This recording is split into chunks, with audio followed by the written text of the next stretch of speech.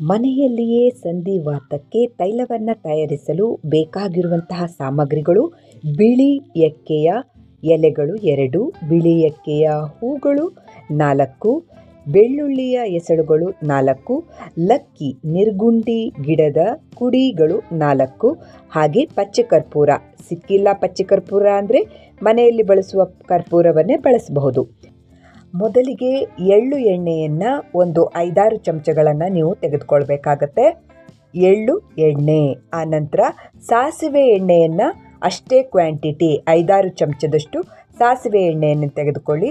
ಆನಂತರ ಕೊಬ್ಬರಿ ಎಣ್ಣೆಯನ್ನು 5ರಿಂದ 10 ಚಮಚದಷ್ಟು ಕೊಬ್ಬರಿ ಎಣ್ಣೆಯನ್ನು ತೆಗೆದುಕೊಳ್ಳಿ. ಬೆಳ್ಳುಳ್ಳಿಗಳನ್ನು ಸ್ವಲ್ಪ ಜಜ್ಜಿಕೊಳ್ಳಿ, ಯಾಕಂದರೆ ಎಣ್ಣೆಯಲ್ಲೇ ಹಾಕಿದಾಗ ಅದು ಸಿಡಿಯೋದಿಲ್ಲ. ಪ್ರಾರಂಭದಲ್ಲಿ ಬೆಳ್ಳುಳ್ಳಿಯನ್ನು ಮೊದಲು ಎಣ್ಣೆಗೆ ಹಾಕಿ ನೋಡಿ.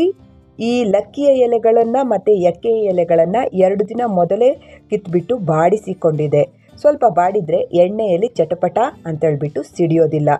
ಹೂವುಗಳು: ಬಿಳಿ ಎಕ್ಕೆಯ ಹೂಗಳು 4. ಎಲ್ಲವನ್ನು ಒಂದರ ನಂತರ ಒಂದು ಹಾಕ್ತಾ ಚಿಕ್ಕ ಉರಿಯಲ್ಲಿ ಎಣ್ಣೆ ಕುದಿಯಲು ಬಿಡಬೇಕು. 3 ಎಣ್ಣೆಗಳು ಸೇರಿದ್ರಿಂದ ನೊರೆ ಬರ್ತಾ ಇದೆ. ಮೊದಲು ಒಣಗಿದ ಎಲೆಗಳನ್ನು ಹಾಕಿದ ಮೇಲೆ ಆನಂತರ ಹಸಿ ಎಲೆಗಳನ್ನು ಹಾಕಿದರೆ ಎಣ್ಣೆ ಸಿಡಿಯೋದಿಲ್ಲ. ಮುಖ್ಯವಾಗಿ ಗಮನಿಸ್ಕೊಳ್ಳಿ. ಈ ರೀತಿ ಹೆಚ್ಚು ಕುದಿಸುವ ಅಗತ್ಯ ಇಲ್ಲ.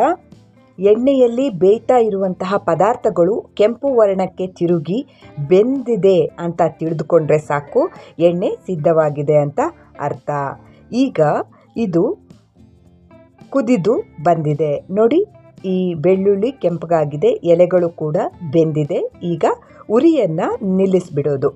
ಉರಿಯನ್ನು ನಿಲ್ಲಿಸ್ಬಿಡಿ, ತಣಿಯಲಿಕ್ಕೆ ಬಿಡೋದು ಇವಾಗ ಎಣ್ಣೆ. ಈಗ ಹಾಕಬೇಕಾಗಿರುವಂಥದ್ದು ಪಚ್ಚೆ ಕರ್ಪೂರ. ಕುದಿಯುತ್ತಿರುವ ಎಣ್ಣೆಯನ್ನು ಸ್ಟಾಪ್ ಮಾಡಿ ತಣಿಯಲಿಕ್ಕೆ ಬಿಟ್ಟ ಮೇಲೆ ನಾವು ಹಾಕಬೇಕಾಗಿರೋದು ಪಚ್ಚೆ ಕರ್ಪೂರ. 8ರಿಂದ 10 ಹನಿಗಳಷ್ಟು ನೀಲಗಿರಿ ತೈಲ ಅದಕ್ಕೆ ಬೆರೆಸ್ಬಿಡೋದು. ಸರಿನಾ?